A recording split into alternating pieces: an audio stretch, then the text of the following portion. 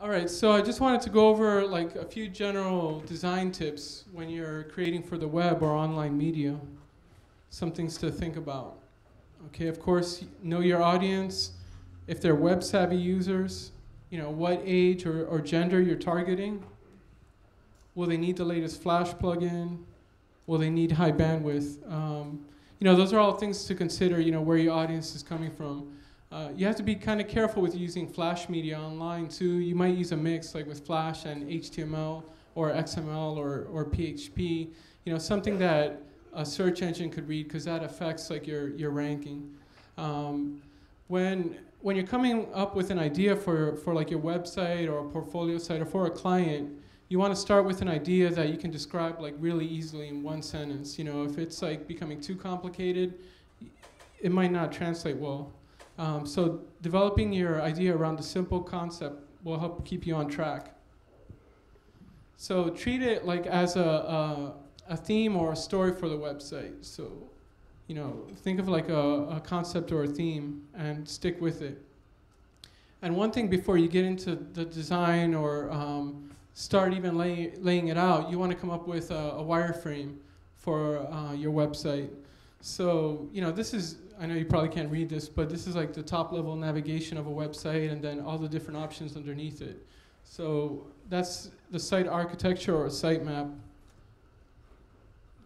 All right, so you want to create freehand sketches of your website's layout before starting your design on the computer. A lot of times, I don't know if you guys have experienced it, even with like print, if you're coming up with something and an idea, it's always better to start freehand and free form on a piece of paper or sketching it out before going to the computer, because then you get locked into maybe a Photoshop trick or you're not as careful with your layout and design. And you want to accommodate navigation and keep future expansion in mind. So like if you're going to add a button, what would that do to the site?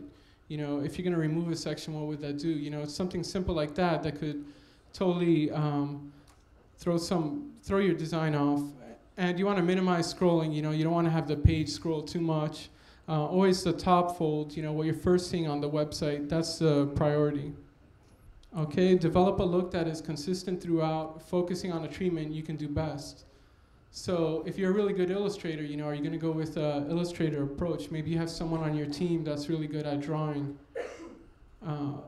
If you're a photographer, maybe you want to take a photographic approach to your design. You could do everything with photography.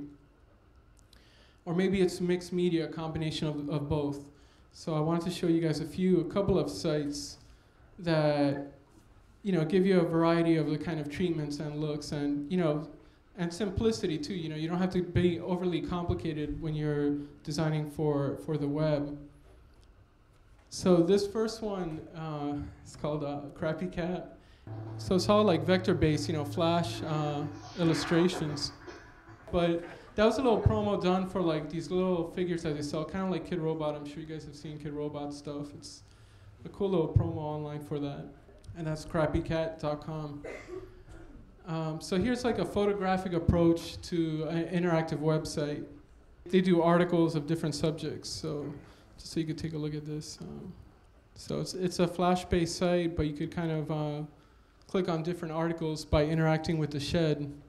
It provides like a direct link to the individual articles, so you can get to them that way. So it's always good, like if you have like a site that has, like a lot of different links that people have to discover, you want to kind of give an alternative for them to view. So you could also have like a mixed media site. Maybe if you're good at video and good at illustration and design, you might want to try mixing them up. So, when you guys are developing sites, don't forget about the importance of audio. There's a lot you can do in Flash with that too. You can do panning, things coming out from one speaker or another. So this is a design and a video production website.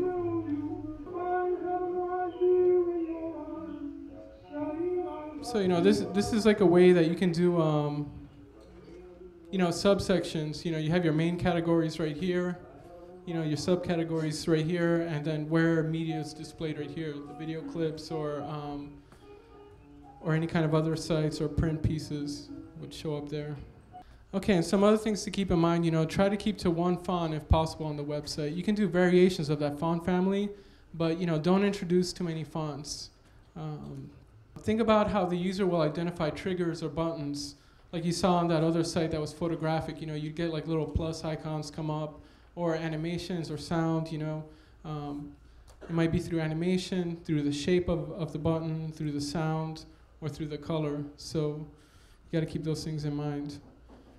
All right, and keep the top level navigation to a minimum. If you could keep it, like some people ask me, like, okay, what's a number that they can push towards? Like 6 options. Like you can see here on this site, it's a photographer's site, that's about 6 options down there. So try to keep no more than 6 options on the top level navigation of a website. Another thing is to optimize for speed and search if needed. So you can mix like Flash animations and HTML text, like I was telling you guys. If you have an all Flash site, just keep that in mind. It might not work as well with search engines. And remember to promote your website outside of search engines alone. The biggest crowd of people is on forum and community websites. If you can find like the subject that's related to your site, if you can find like a forum or community website that's based around it, that's always a good place to go and promote. Always remember that to adapt. You guys are gonna, since I graduated here in '98, so much has changed with online media. I mean, it's become the predominant subject and like the prominent form of advertising now. So I'm sure when you guys graduate, you're gonna have like an online portfolio, and you guys gotta just be adapting and changing to the times if you want to stay current. It was really hard for some people that I graduated with who were print designers to be able to continue in this business. So it really dwindled down from the people I knew that were in this career because they wouldn't go to online media. So you guys got to remember that. You always have to be open to change. Thanks, guys.